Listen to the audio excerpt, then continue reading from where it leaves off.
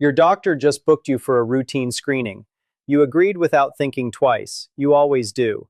But what I'm about to share with you could completely shift the way you look at that from now on. Because after more than 2 decades working in internal medicine and spending my career alongside older patients, I can say this with full confidence. Some of the tests physicians routinely order past age 65 carry more risk than reward, and most doctors won't tell you that to your face. My name is Dr. Eric Sanat. My entire professional life has been dedicated to helping people over 60 make sense of one of medicine's most overlooked challenges, understanding when taking action is the right call, and when the wisest move is to simply leave things alone. Today, I need to have an honest conversation with you, one that cuts against almost everything you've been taught about staying on top of your health.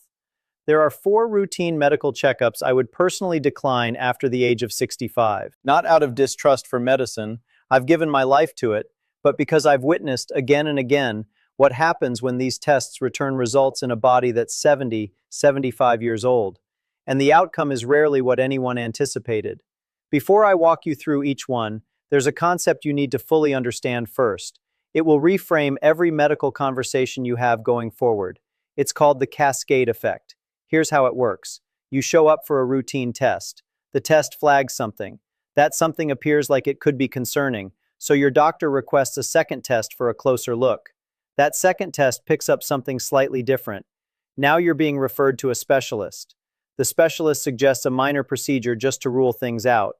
The procedure triggers a complication. The complication needs its own treatment. And 6 months down the line, someone who walked into a clinic feeling perfectly healthy is now juggling 3 new diagnoses, 2 new prescriptions, and is in worse shape than before any of this started. I've watched this exact chain of events unfold more times than I can count. Not because physicians are negligent, they're not, but because medicine was built to detect things. And once something is detected, the entire system is wired to respond.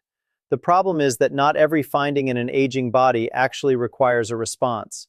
Here's a second thing you need to know. The majority of medical guidelines were built using research conducted on younger populations, then applied upward to older patients without specific evidence backing that extension.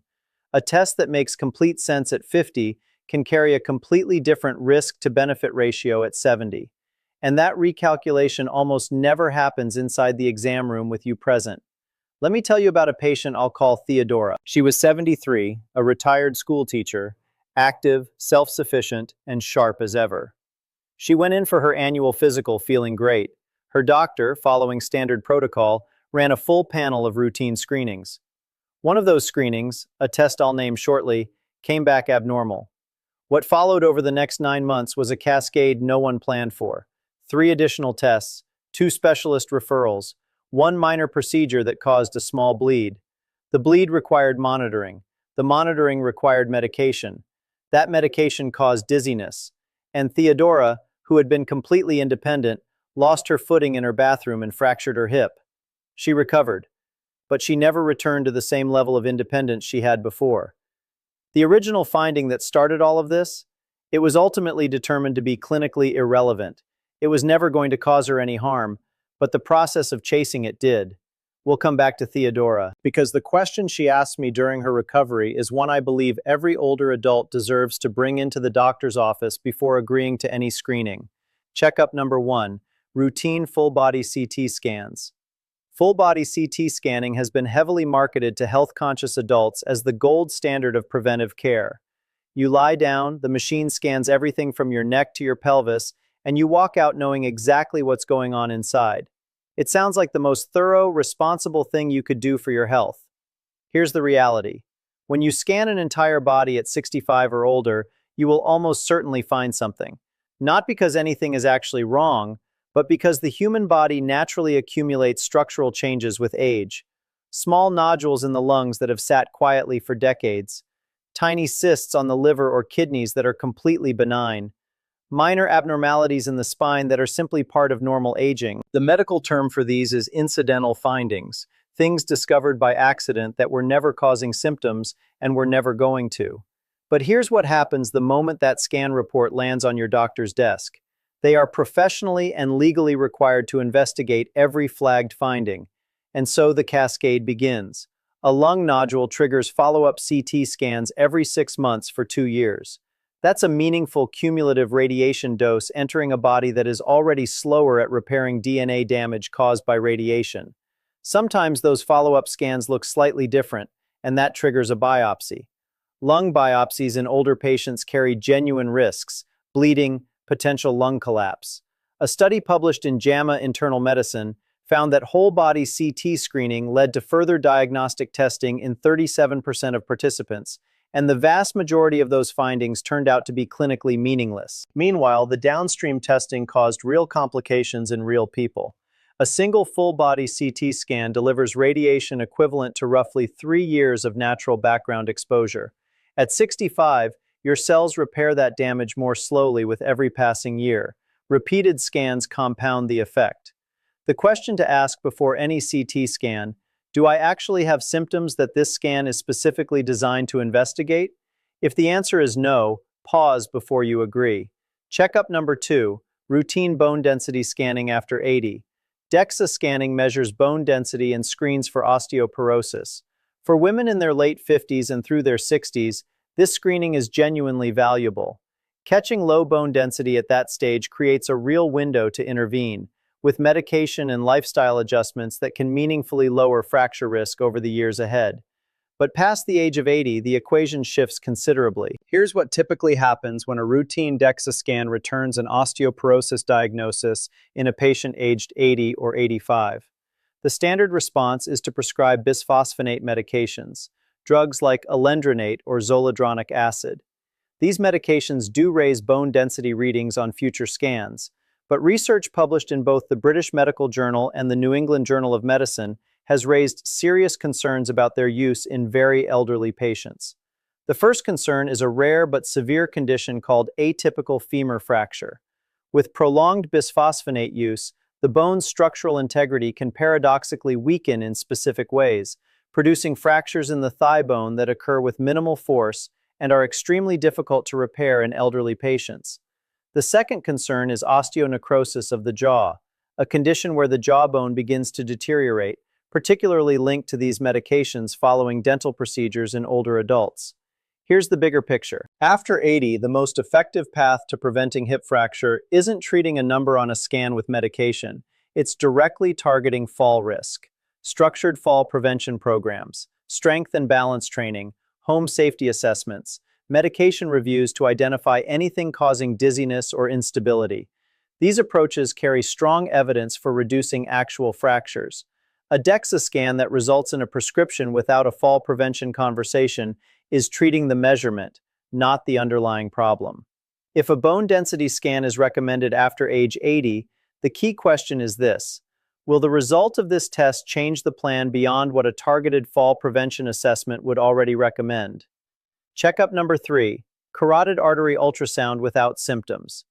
The carotid arteries are the 2 major blood vessels on either side of your neck, supplying blood to the brain. Over time, fatty plaque can accumulate along their walls, narrowing the passage and creating a theoretical risk that a fragment could break off and trigger a stroke. Carotid ultrasound is routinely ordered in many clinics for older adults as a stroke prevention measure. The logic seems sound on the surface: find the problem before it causes harm, and fix it early. But the evidence doesn't hold up as cleanly as that. Here's the central issue. The procedure used to treat significant carotid narrowing is called carotid endarterectomy, a surgical operation that opens the artery and physically removes the plaque buildup. This surgery itself carries a risk of triggering a stroke during or immediately after the procedure, because manipulating plaque in an artery this close to the brain is inherently delicate. In patients who have already experienced symptoms, a mini-stroke or TIA, carotid surgery has well-established evidence of benefit. But in patients with 0 symptoms, multiple large trials, including the ACST and ACAS studies, found that for asymptomatic patients over 70, the surgical stroke risk equals, or in some cases, surpasses the stroke risk of simply doing nothing and managing the patient with optimized medication. In other words, the scan finds something, the something gets operated on, and the surgery causes the exact event it was meant to prevent. The American Heart Association guidelines are explicit on this. Routine carotid ultrasound screening in adults without symptoms is not recommended as standard practice, and yet it keeps getting ordered.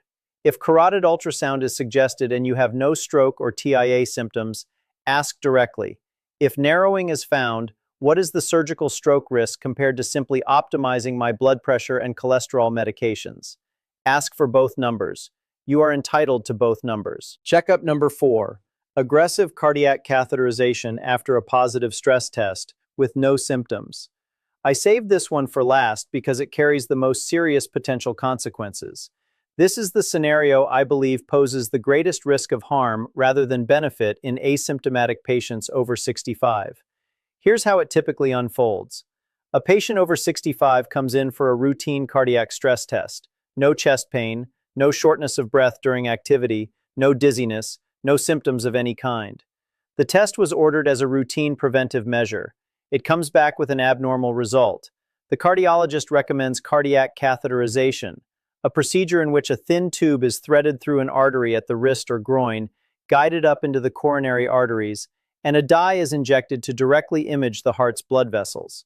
Catheterization is an invasive procedure. The risks in older patients are real: bleeding at the insertion site, arterial injury, kidney damage from the contrast dye, particularly serious in older adults with already reduced kidney function, and a small but genuine stroke risk during the procedure itself from air bubbles or plaque fragments disturbed by the catheter. Here is the critical finding from 2 landmark studies, the COURAGE trial and the ischemia trial, both published in the New England Journal of Medicine. In patients with stable coronary artery disease and no significant symptoms, aggressive intervention through catheterization followed by stenting or bypass surgery did not reduce the rate of heart attack or death compared to optimized medical therapy alone. Medication managed these patients just as effectively, with far less risk. What this means is that for an older adult with no cardiac symptoms, a positive stress test leading to catheterization and stenting may expose them to all the procedural dangers while delivering none of the protective benefit that the same medications would have provided anyway. It also bears mentioning that stress tests carry a notably high false positive rate in older adults, particularly in women.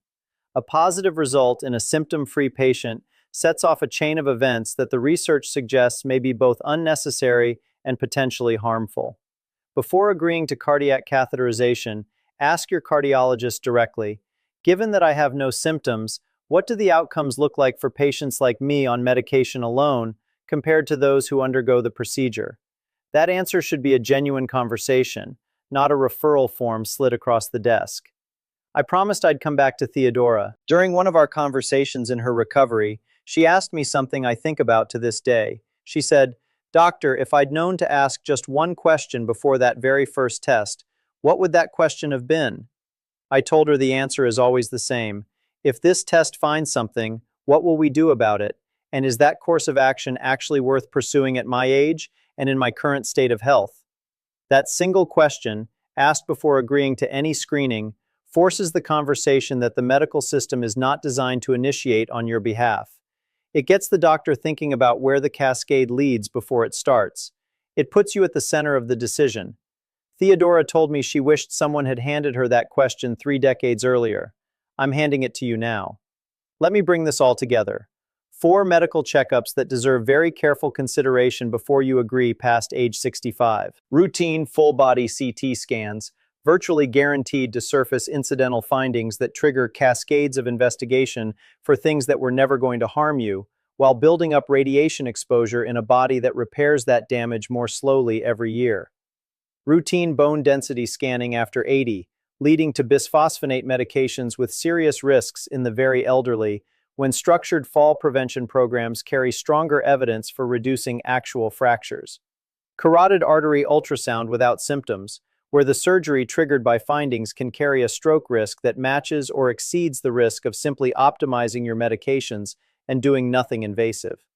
And the most consequential one, aggressive cardiac catheterization after a positive stress test in a patient with no cardiac symptoms, where landmark clinical trials show that medication alone achieves equivalent outcomes without the procedural risks that can produce the very events you were trying to avoid. None of this means stop going to your doctor. I'll say that plainly, and I'll say it only once. Preventive medicine saves lives. Blood pressure management, diabetes control, vaccines, vision and hearing assessments, annual medication reviews. These have real value and should not be skipped. What I'm asking you to do is walk into those appointments prepared. Bring this question with you. Write it down if you need to. If this test finds something, what will we do about it? And is that worth doing for someone my age? Ask it before every screening, every single time. Your doctor will either give you a clear, confident answer, in which case proceed, or they won't have one. And that itself tells you everything you need to know. Which of these 4 checkups surprised you most? Let me know in the comments. I read every single one. And if you've personally experienced a medical cascade where one test led somewhere no one expected, share that too. Your story might help someone sitting in a waiting room right now make a better informed decision. Share this with someone you love who is over 65 and shows up to every scheduled screening without ever asking a single question. The best thing you can do for their health today might be giving them the one question that changes everything. Subscribe for more honest, evidence-based medical conversations that put you back in control of your own healthcare decisions. I'm Dr. Eric Sinat. You deserve the full picture, always. Disclaimer: everything discussed here is general medical information grounded in published research and established clinical guidelines. It is not personal medical advice tailored to your individual health history. Every person's situation is unique, and some individuals may have specific medical reasons why these screenings remain appropriate for them, regardless of age. Before making any changes to your scheduled medical care, please have a thorough conversation with your own physician. This is a starting point for that conversation, not a substitute for it.